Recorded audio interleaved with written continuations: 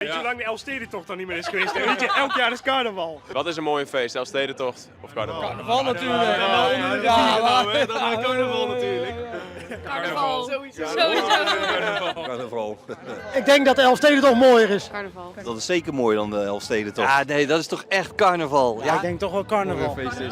Sowieso. Het carnaval. Carnaval. Carnaval. Ja. En waarom?